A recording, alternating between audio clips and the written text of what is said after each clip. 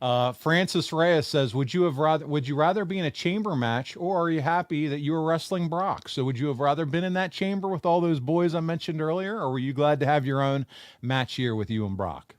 Listen, I would pick Brock over that chamber match with anybody else every single day. Brock and I had incredible chemistry, and we were both amateur wrestlers. We could trade off amateur wrestling moves, pro wrestling moves.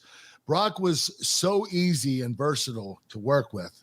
I really had a lot of fun working with him because he understood my movements, because he had the same type of movements because we're amateur wrestlers. So him and I had incredible chemistry. Yeah. Francis said, do you get worried when you hit Vince with a steel chair? Do you hold back at all? No, I don't hold back, because if I held back, he'd be pissed.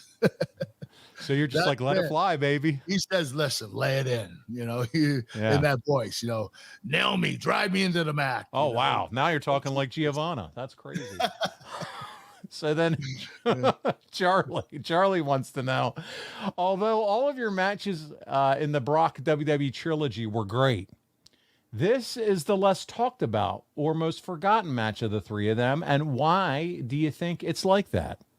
Well, WrestleMania is the most famous pay-per-view of the year. So I think WrestleMania will always be number one. And don't forget, our third match was an Iron Man match. Okay. And that was on SmackDown. That was a free match for all people to watch. So I think that's the reason why SummerSlam is the least talked about, is because we had an Iron Man match on TV, and WrestleMania is obviously going to be the most talked about. Yeah, and this is a match where the title's not changed. It's a standard 23-minute match. Right.